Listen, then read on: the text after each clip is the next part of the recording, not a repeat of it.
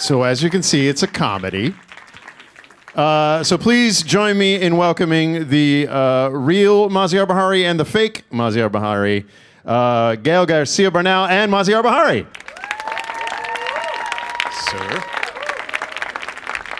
Sir. Have a seat, gentlemen. Okay, first question goes to Maziar. Maziar. Wait, which one's Maziar? I can't tell. It must be this guy with the cinematic good looks. What is it like having your life cinematized? Do you buy it? But the thing is that it's always weird to see your life on the screen, and it usually happens to people like Mahatma Gandhi or Nelson Mandela, people of that stature who are dead. Mm-hmm. So often they're not around to see it. Yeah, exactly. So I'm happy that I'm not dead, but I'm not Gandhi or Mandela, right, unfortunately, nor Jason Jones. So. Well, no one is. But what is it? What is it?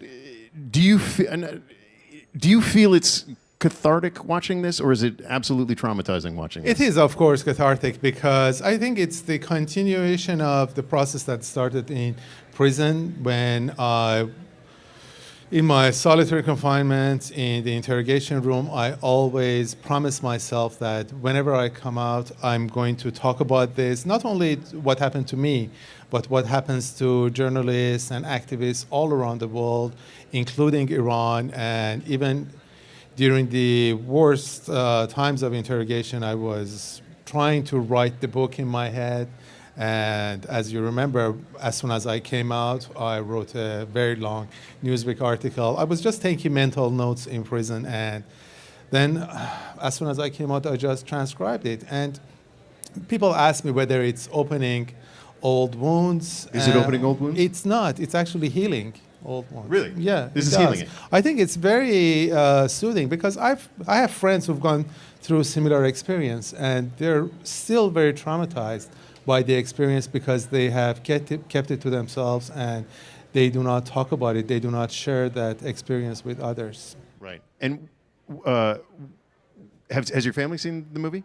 Yes. Yeah. They love it. Yeah. They did like it. Yeah. Because I mean, you can tell them, what you went through, but then seeing it on screen and seeing what you went through, does that not drudge up a lot of horrific feelings for them? No, I think they're very proud of the film because I think the film gives a new platform to all of us to talk about the issues that we care about. But also, I think what the film does, I hope that you guys will see the film either tomorrow or from Friday on, that it shows a new image of Iran, a vibrant generation of young Iranians who are trying to be like kids all around the world. I mean, you remember when you were in Iran that, they're normal people, but the way that they're portrayed in the media, especially in Hollywood films, usually it's very black and white, that, they're all act like Ahmadinejad, death to America, death to Israel.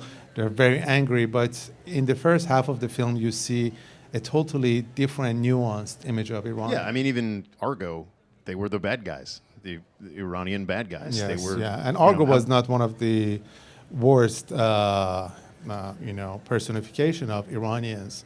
I mean, when you think about like Not Without My Daughter, right, and 24. So. Yeah. And Gael, you've played a lot of real life characters before, actual people, I should say. The Pinochet guy. You played Che twice, I believe. Che Guevara. In case there was another Che you were thinking of. Che Bahari. Yes. What was it? I mean, I'm assuming they weren't on set. No, they were not. What was it like having the person that you were playing being on set saying, "No, I wouldn't do it that way."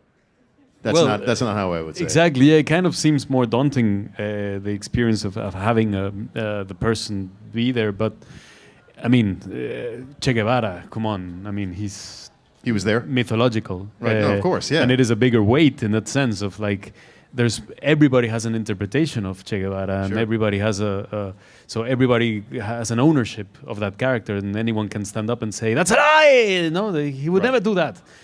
And Maziar kind of did that a few times during the shoot. Did he? Did No, he- no. Especially with the dancing sequences. I said, no. I Live. wouldn't That's dance not like how that. I would dance. I- He's dancing too yeah, well. Exactly. No, but it was great to. I mean, having Maziar there was.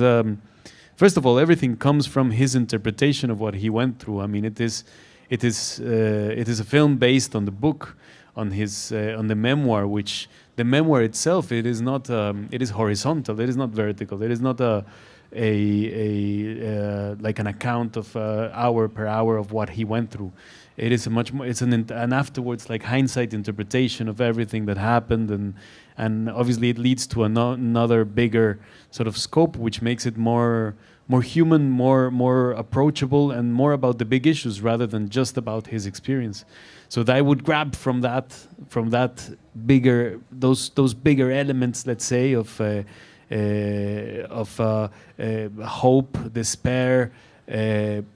What it means to be tortured, what is torture in a way, what is the relationship, and how did we get to this place, and that I can abstract it from the context itself, but also from even Maziar's experience, and to place it into another, a more kind of into another fable in a way, and that's the one I interpreted, because it was also Jon Stewart's interpretation and everything, and the only thing that we kind of remade was the interview that you guys sort of had. That is true. That was the only documented proof Exactly. of what went on there. Yeah, The yeah. rest of it, I'm sure, was all lies. By the way, the actor who plays Jason's role in the film, he's amazing. I think he should win an Oscar in the film. His name is Rob Riggle. He's terrific. But you brought up this Jon Stewart guy, who I'd love to meet one day. He's first-time director. What was that like? Because normally first-time directors are terrible. Yeah, no. In the case of John, he's he's very used of working with with a big group of people. He is a natural leader and a very mellow and kind of I don't know. I mean, you have more experience working with him than I do, but No. I know what he's like. I saw yeah. the difference between what he's like running his show and what he's like running his film What set. is the difference? He knows what he's doing on one. This is on the thing. tape, right? But that's the thing with film. Yeah, I mean, you film things and then you see how they're gonna come out. You know, you're not looking for. You're feeling it. It's working. Let's try something else. Let's try something else. Let's do this. Let's do that. And then afterwards, you'll see how it comes together. So I think, I mean, that's one of the amongst the many things that he was sort of introduced to. The first thing that he kind of got from an instant, it was like, okay, I can try out many things, I can change things, and later let's see how it looks. Maybe it's not going to be part of the movie, and that gives a director a strong sense of loneliness, Yes. of not being able to control everything, but also in John's nature there is something about this collaborative effort that he always puts out there, and then he involves people to go through this kind of the story that he wanted to tell. So he was very good at putting us there and taking us into that journey. And also whenever he knew his limitations in terms of, or whenever he had a doubt of any kind, he would approach and ask, like, is this okay? Is this kind of working? Or he would see something that seemed strange and he would say, is this normal in a film set and stuff? And he's like, no, actually the building is on fire. Oh, okay. No, yeah, let's put it. You know, I mean, he would be very good at kind of, it's common sense as well. I mean, he's a good director with a lot of common sense. Right. So what I'm hearing, the subtext there is he's a bad director, and you could do whatever you wanted. Good. So we're going to show a little clip, the one that Maziar thinks I'm going to win an Academy Award for. It is the reenactment of Maziar and I's original piece from 2009. That is sometime during the movie when you see this next week or tomorrow or Friday. So there's, you don't have to clap. It's appreciated, but not necessary. So that gives you a little insight into how we do our pieces over there. We say, hey, don't laugh, because we would never use that, because it's not funny. Maziar was very helpful to us when we went over there. We had almost no interviews lined up, and we sat down in a cafe with Maziar, and he said, oh, you have to talk to this guy will talk to you. Oh, no, you'll never get access to this guy. Don't even bother. So for that, I thank you, and for getting you thrown in jail I'm sorry. Well, I think, yeah, I mean, one of the reasons that they became suspicious of this clip of my presence on The Daily Show was that I was making a BBC documentary. You remember I was in the hotel room and we met in the lobby for 5 or 10 minutes. And I was giving Jason and his producer different names, name of politicians, a rapper, different people, you know, this person speaks English, the other one. And unbeknownst to all of us, I was being monitored. So for the intelligence agents who were watching us, they thought that I was passing information, which was really public information. It wasn't like if you come to New York and you say you can interview, I don't know, this politician or that actor, or you can go to that restaurant. You know, it wasn't anything, you know, surreptitious that I was doing. But of course, they put 2 and 2 together and they realized it's 22. So, you know, it was. Are you saying they can't do math in Iran? Is that what you're saying? Some of them can't, but it's not unique to Iranians, actually. I mean, just imagine how many Americans think that every Muslim, every person who goes to the mosque is a terrorist. I think that's a lot of Americans. Lots of Americans. Sadly. And among those Americans are FBI agents, CIA agents, police officers. So for the Iranians, for the Iranian intelligence agents who spend most of their time in dark interrogation rooms, beating people, insulting them, lying to them, anyone who has any kind of dealing with foreigners is a spy. So I think ignorance and stupidity, unfortunately, it's universal and eternal in a sense. So we filmed this clip, and then Maziar was jailed 118. Did I say that right? 118 days. And while he was in jail, he was interrogated by this guy who, colloquial noun, is known as Rosewater, and he did something. He did a lot of outrageous things, but one of the most comically outrageous is our next clip that happens in the movie as well. So. I'll answer that question because it's the perfect cover. Cat's out of the bag, folks. I'm a spy. Tell me about those scenes, because a lot of this movie takes place in that interrogation room. What was that like? How long were you in the rooms, and did it actually feel like torture? Well, yeah. I mean, the thing is that, yeah, being caught in I did a film once where I had to be in, we had to shoot like 3 weeks in a car, 4 weeks in a car, only in the car. Every day was going into the car, you know, and everything was being shot there. And I mean, yes, you come to a point where you go like, you get tired of this space and of all the angles that you can get only, you know, and you get frustrated sometimes because you don't have many elements to play with as well. But definitely, I mean, you immediately think, okay, well, I mean, what we're talking about is a film where Maziar was put into solitary confinement, and this is 0.00001% of that experience of being in the same place every day, sort of facing a wall, having your eyes covered. So even from the frustration, we would grab something there to hold on to and to play as well. I mean, and because you're always doing that as an actor, no? Fictitious elements, you're converting them into sort of real kind of emotions in a way. And so we would grab from that, and it was a pretty hard 2 weeks that we were, no, like 2 or 3 weeks, no, yeah. That it was every day there, and having Kim shout at me, and I went out drinking with him. He shouts a lot. He shouts a lot. I got a little sense of what you experienced. So yeah, he was. Some of that shouting was filmed, but most of it was not filmed. Exactly. Even when it was off, when we were not shooting, he would still be shouting. So it was good to keep on character. He likes shouting. He does like to shout. Yes, about nothing. Yeah. Pass me the pistachios. But I think for the people who were involved in the film and for people who go through that experience, it just give them a different perspective. I mean, I've lived most of my life in the West, and I'm used to many comfort that people living in the West they're used to. So, I mean, sometimes when I'm in the subway and it's crowded and if it's hot, I just say, oh my God, it's torture. But having gone through this experience, I don't say, torture in don't use those vain words anymore. anymore? I said, I don't say that anymore, And it's like, oh, this is like prison. No, this is not like prison, really. You have been in prison. So I think it gave all of us a different perspective as well.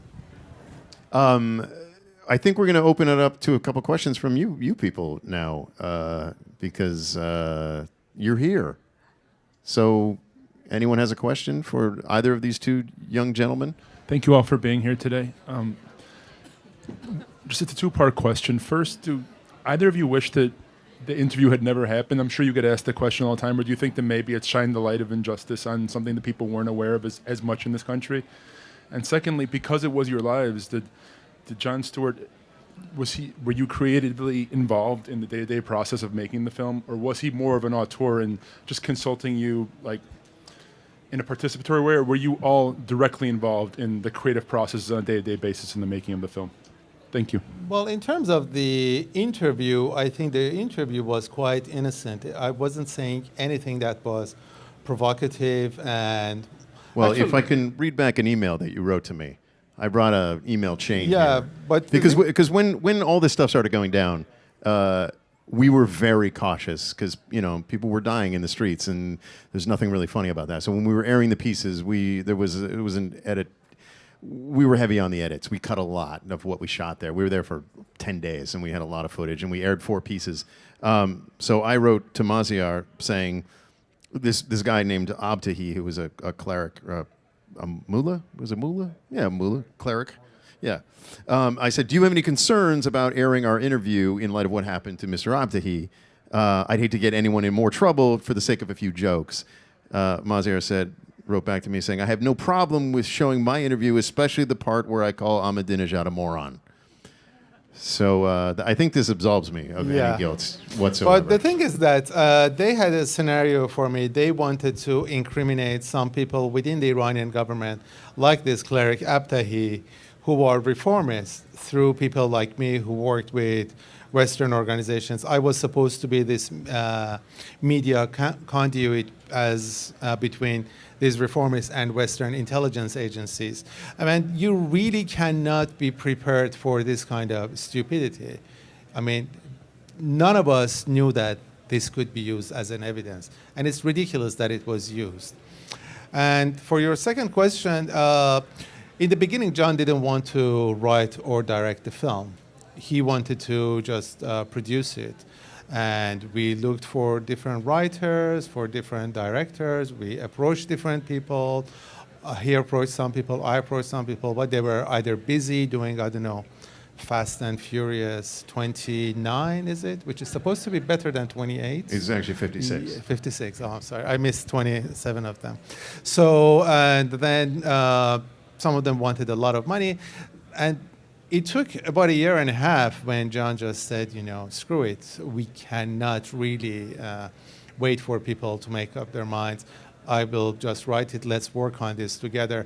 And by then, we had monthly conversations, weekly telephone conversations, emails exchanged. So he knew this story in and out, inside out. And when we started talking, I had just started writing the book. So it was a very collaborative effort. And on the set as well, he was very open to collaboration. As Gael said, he was very open to ideas.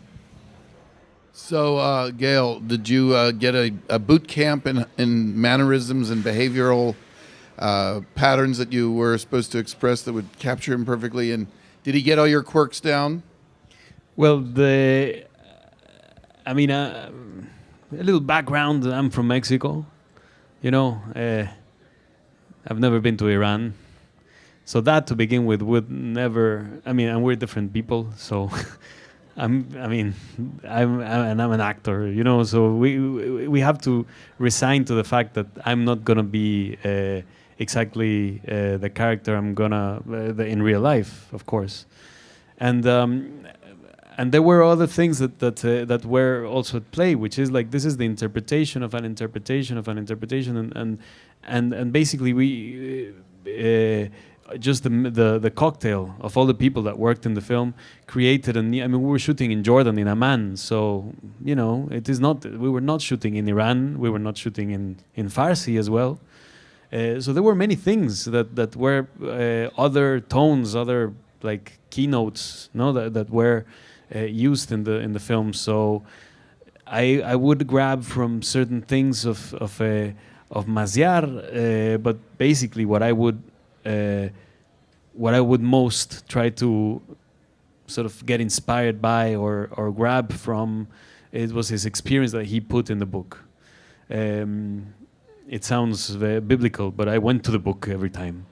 You know, every time in doubt, I went to the book. Like it was like, and every time I improvised in a way also, because there was a lot of room for improvisation and stuff, it would be from the book as well. Like that scene when they offer you to speak with Paola, that you felt a strong sense of gratitude, but in the film it wasn't. But then I ended up saying thank you, just because it came out and it felt like, you know, so certain things it would be a great kind of a background, psychological background and emotional background for the character to grab onto and from there explode. But I tried to get the glasses. The glasses were were kind of, You're still in pretty- character, I see. Exactly. Tried to get the glasses and the gel as well, the hair gel, because the gel, exactly. Yeah, no, I have to be specific. It was the hair gel, because if there's one thing that unites Mexicans and Iranians is the hair gel. Hair gel. Yeah. Yeah. They love hair gel. They love hair gel. We love hair gel. It is think true. I've been to both places. Yeah, They yeah. love their gel. They love their gel. I think if everyone could just wear gel around the world, we would have world That's peace, what's going to bring really. us all together. Actually, Hair gel. yeah, if it wasn't for Susu Mexico or Studio. Iran, hair gel would be extinct. No, So Dalai give Lama us a- is coming yeah. to speak at NYU next week, and he's even using hair gel. Hi, my name is Lucia. I'm an undocumented activist, and just to see the way the film has been played, and the question goes for both of you. Gael, how did you feel the fact that you had to play, and it goes similar to someone who wasn't Mexican? Because I follow a lot of your movies, and you play a lot of Spanish, folks. And then for Maziar, how did you feel that it wasn't someone, it's a Latino person who's playing your character? Well, sorry, when you said Spanish, what? Sorry, Thugs, not did you say? Spanish, Latina. Latino, Or okay. Mexican. You're not playing someone. Yeah. Obviously, Maziar isn't Latino. Okay. so- But does that matter? Does that really matter? No, it doesn't matter. Oh, I'm wondering. okay. I'm wondering does it how did you feel? Yeah. I mean, it is one of those things that if I was, me playing a Finnish person, I would feel like, okay, Finland, whoa. Yes, maybe I don't. A Laponian character. I would have to use a lot of. I would not be able to use hair gel, so that would get me out of my comfort zone, and and I don't know how I would feel. I don't know if I would dare. So no, just doing. Iran and Mexico are the antipodes in sense, almost geographical. No, I think it's Mexico and India more or less, but like.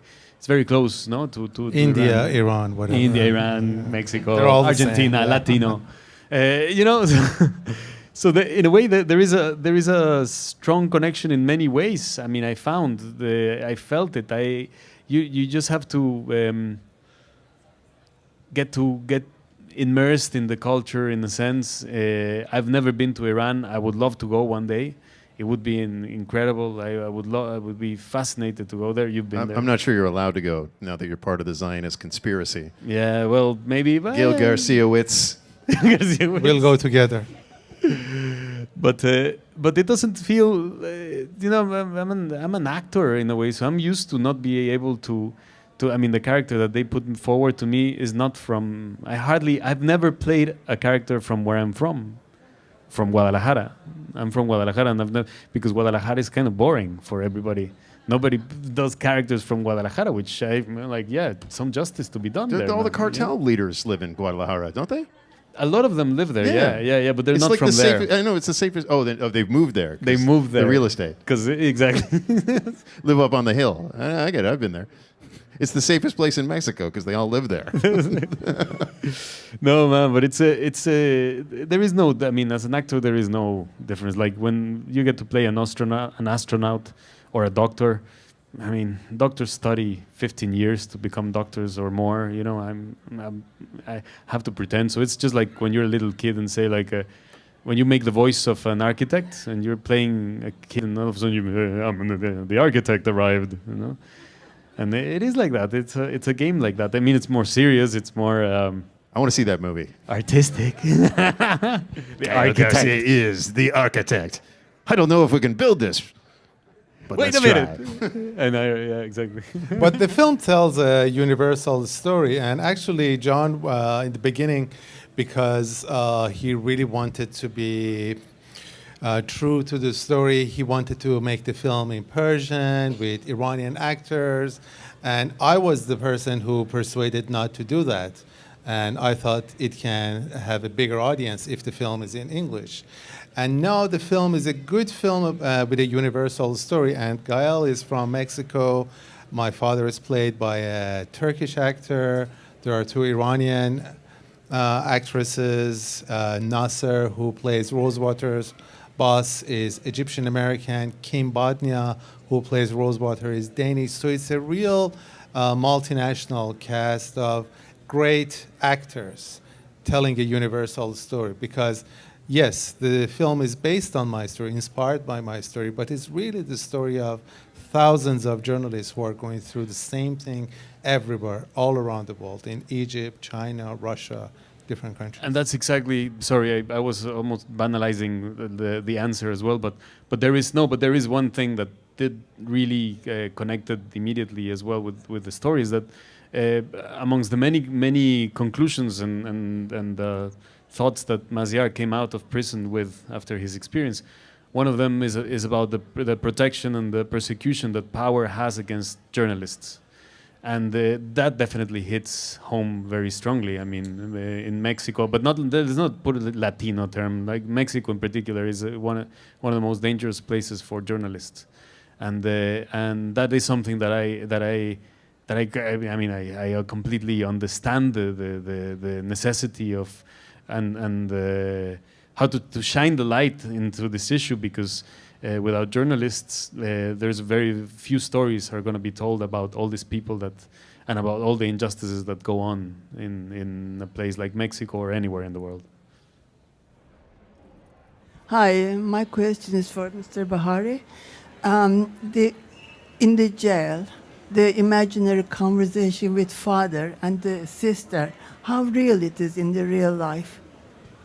It's exactly like what it is in the film, and in the book I describe it as well, because when you are put in a solitary confinement, they basically deprive you of all your senses. You cannot see anything except for the walls around you. You cannot touch anything except for the walls. All your senses are basically contained, and all your senses are imprisoned as well. So what you have to do is basically you have to go inside yourself, and you have to use all your life experience, the memory of your family, the conversations that you've had, the places that you've traveled to, culture, music, literature, and everything. So because my father and my sister, they had both been imprisoned in Iran for their political activities, my father in 1950s and my sister in the 1980s. We had many conversations before I was arrested. So those conversations became part of these dialogues that I had with their, let's say, with their image that I had in my head. Some of them were real conversations that we had. Some of them were just conversations that I concocted in my head. Yeah. Did you feel you were going crazy? No, because I was. Or was it a coping mechanism almost? It was a coping mechanism because I was doing it intentionally. It was not as if I was hallucinating. Right. I never went crazy, but I became somehow a few times suicidal because you feel alone, and you can have these imaginary conversations and you can go through all the films and the books you read, but still you know that you're surrounded by these walls. How close did you come in terms of? It was just maybe Was that a passing thought, or was it? passing thought for a few seconds, really. Yeah, as you see in the film, it wasn't anything that I never tried anything. No, because I knew I had made up my mind that I was coming out and I was going to do these kind of things. I was going to write a book, an article, talk about it. So I had a sense of mission even inside prison.